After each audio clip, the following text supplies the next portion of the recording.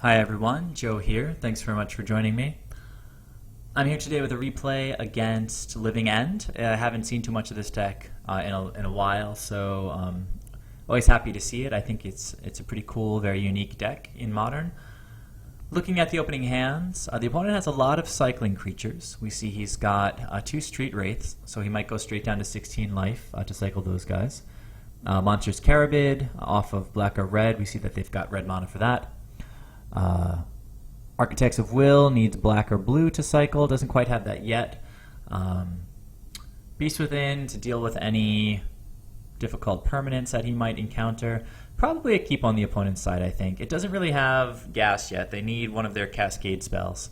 But certainly workable, I think. On my side, 2 blue sources, 2 Silvergills. Looks great. Easy keep. So I won the die roll, and I'm going to start with Minamo into Cursecatcher here. Opponent drew Living End, which is pretty awkward for them. We go down to 18 for the Stomping Ground, cycle the Carabid, and we see they draw right away into a Deadshot Minotaur. Cycle the first Street Wraith, and then the second Street Wraith. They're already down to 14 life, and they know that they're playing against an aggro deck here. Drew and hit their second land. I guess that's decent. They're going to exile Simian Spirit Guide to cycle the Deadshot Minotaur. And they drew a second Living End. Pretty clunky draws so far for the opponent. Well, clunky for me too. I draw a second Master of Waves. Fortunately, I have some great cards in hand that I can play, even though that was a bit of a clunker. Gonna attack with Cursecatcher, get him down to 13, play a Silvergill Adept, revealing another Silvergill Adept, and I draw into my third land. Pretty good if I'm gonna want to play these Masters of Waves. Shriek Maw, pretty solid draw for the opponent. They can play their second land and then evoke this guy to keep my clock as slow as possible. Goes down to 12 for the fetch land, and let's see. He's thinking about whether or not to cycle here. Does go with Shriek Maw on the Silvergill Adept. Can't do anything about that, so opponent passes the turn to me, and I drew my third Master of Waves. That's a great card, but 3 is a little bit too many at this particular point in this game. Thought about it quite a bit, and then in the end just decided to get in with Cursecatcher again, keep ticking the opponent's life total down. Looking to hit that 4th land, so playing the Silvergill Adept out will give me a better chance of doing that, and here we can see I did in fact hit my 4th land. I'll finish my turn by playing my 3rd land and pass back to the opponent. You see they have hit their 3rd land with the Verdant Catacombs. They're going to start by cycling Architects of Will, though. You see they drew right into another one of those guys. We should look at their graveyard at this point. It's probably looking pretty scary. They played their land for the turn, a fetch land, cracked it, went down to 10, and let's see what land they're getting.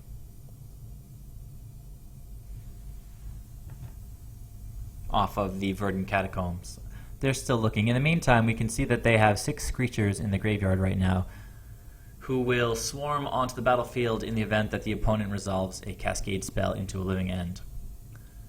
Taking 2 more life to cycle the Architects of Will. Drew into a 4th land. Blackleaf Cliffs is pretty slow. Now, important to note actually that even if they had one of their Cascade spells, I'm pretty sure both of them are 3-drops. It's possible they have a 4-drop Cascade spell, but I'm pretty sure the 2 Cascade spells are like Demonic Dread or something like that. I forget the 2 names. One of them has like an alien-looking guy on it. They're both 3-drops, I think, and so Cursecatcher can counter the Living End if they try to go with the 3-drop right now. Blackleaf Cliffs doesn't take away the threat of Cursecatcher since it enters the battlefield tapped. So pretty awkward drawing the fast land at that point. So I untap and drew into a Spreading Seas, which is pretty nice, I think, here. I could opt to just run out of Master of Waves, try to create as much pressure as possible. But the opponent, I know that Living End does play some Beast Withins, so, I mean, it would give me a 3/3, get rid of Master of Waves and all the tokens, but after this turn he's going to be at 5 anyway from my attack. So I might just go ahead and run out this Spreading Seas here to keep him a little limited on mana. So there's the Spreading Seas first. Going to make sure the coast is clear. He doesn't have any response. So I drew an Island Walk Lord off of that. So I think it's a pretty easy decision here. Just run out one of our Island Walk Lords and swing for 5. Opponent goes all the way down to 3. Need a pretty sensational draw here.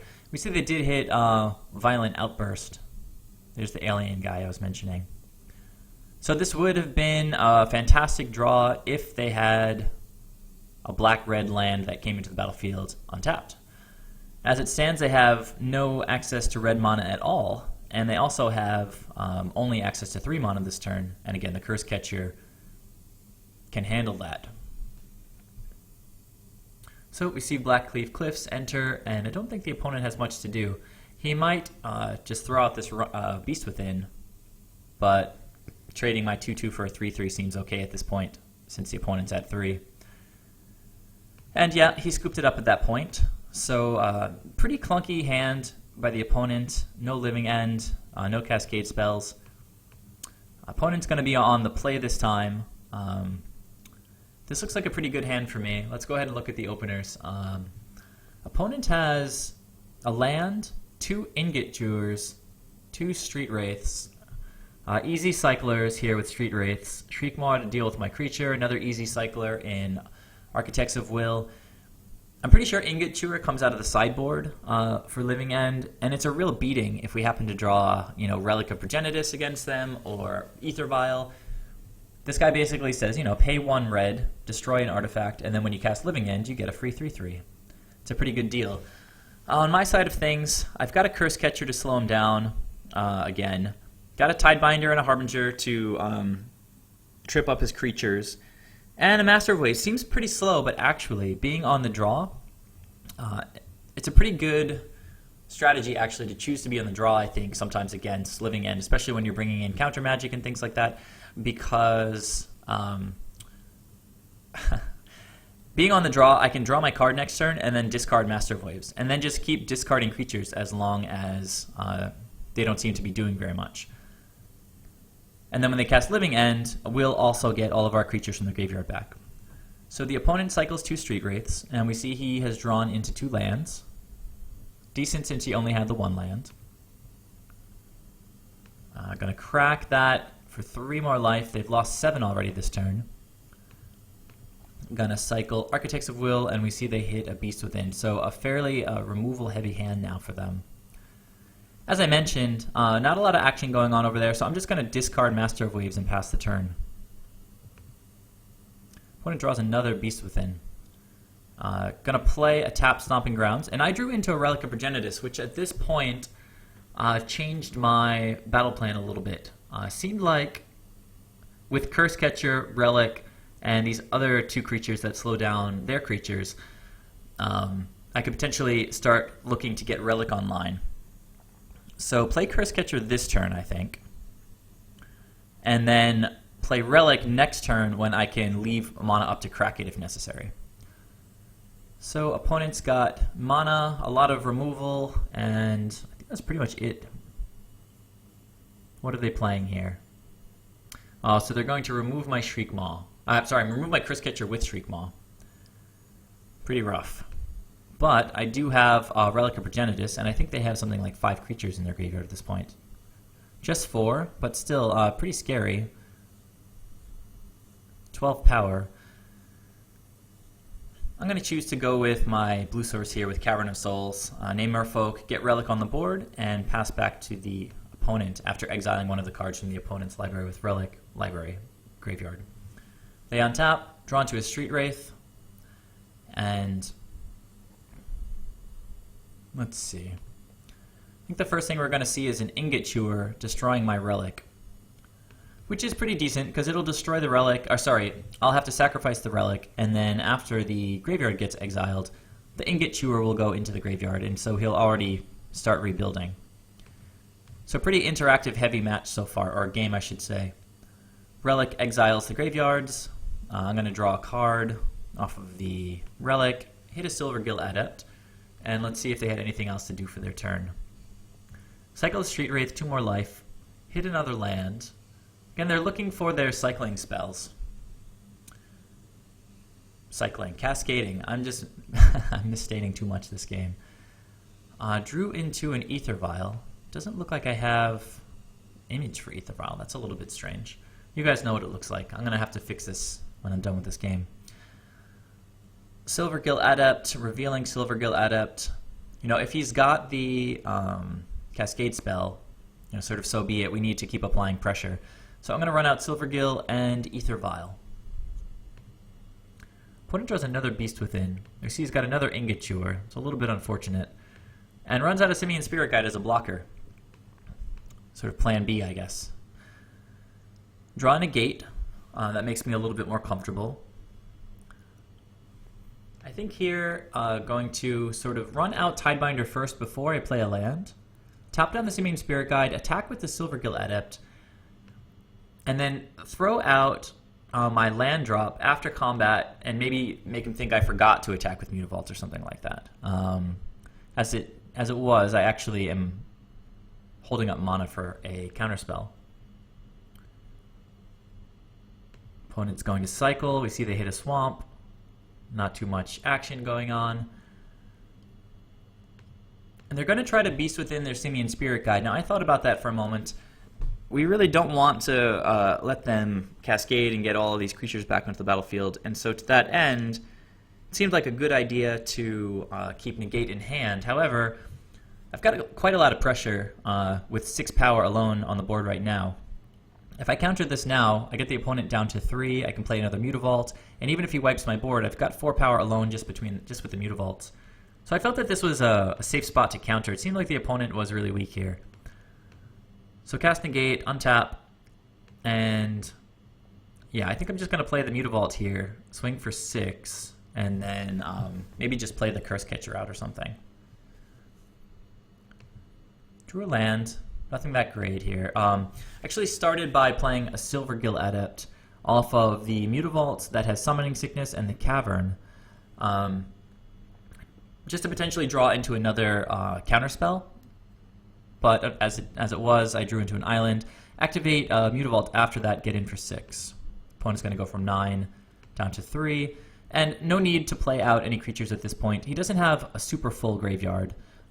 So I am going to want some creatures to play out in the event of a Cascade spell, wiping my board. Alright, well, we see he did draw into a Violent Outburst. There's not anything I can really do about that at this point. So, opponent is going to get all of his dudes back out of his graveyard and start cascading. Well, so he's moving his graveyard off to the side. These guys have been exiled, I think. I don't know what's going on exactly here with his board. So this was his graveyard, I'm pretty sure. So the Simian Spirit Guide should be dead at this point. Yeah. And my creatures go away. So now he has a Simian Spirit Guide in his graveyard along with the 3 other spells. It's a pretty decent board, but I've got some creatures in my hand, and I drew into an Island Walk Lord.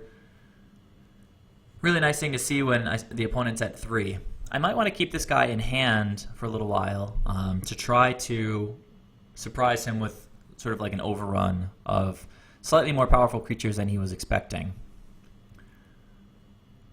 So Harbinger can be useful by trying to lure an attack from the opponent. He thinks maybe I'm on the back foot. He maybe only needs to leave 1 blocker up for Mutavault. So I think I'm just going to run out Cursecatcher here and pass the turn with Harbinger up.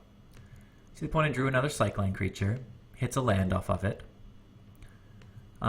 Tries to Beast Within one of his lands. Nothing I can do about that, so happy to give him another 3/3. Just turns all his dudes sideways. I have to say, it seems unnecessarily aggressive with him at 3 life. But I was happy to see it. I mean, it just seems like a misstep. He should have left at least 1 more creature back. Once he moves to past the blocks, I play my Harbinger. I'm going to bounce the Deadshot Minotaur since that guy costs 5 to play, and I don't want him to have to be able to play him out again. This guy costs 5, this guy costs 5. Also, the Deadshot Minotaur, I don't know, he just has higher stats than everybody else. He is a cycling creature, Might have made sense to bounce the Street Wraith because he can't cycle him with 2 life. Yeah, that probably would have been a better play, actually. So, in the future, if you have a choice in this spot between Street Wraith and Deadshot Minotaur, bounce the Street Wraith because opponent can't cycle him when it goes back to his hand. Slight misstep on that, but I think the opponent basically killed himself when he attacked with everybody. Cycled his Deadshot Minotaur, but I think...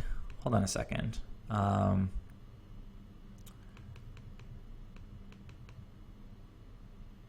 Yeah, I think he actually couldn't have cycled that thing.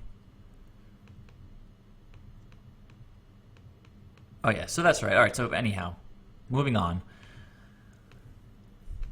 So Dispel for backup in case he has somehow a Lightning Bolt or something. I don't even think that wins the game for him. So I'm going to play the Island Walk Lord and just activate Mutavault and swing with 3 creatures.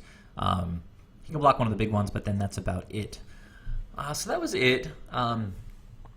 Pretty easy match against Living End. The first game was kind of a punt. I mean, that's not the right word. It's kind of a... I don't know. I don't know how to describe it, but the opponent didn't draw good cards, so they never really had a shot. The second match, they had these 2 Ingot Chewers that dealt with my Relic and my AEther Vial, but the Relic did exile, I think, 4 or 5 creatures from their graveyard, slowed them down in that way, and then, yeah, we had good creatures of our own, and we ended up taking the match. So please let me know what your thoughts are on the matchup in general, on this specific match that you just watched. Do you have any strategies that you can recommend to us?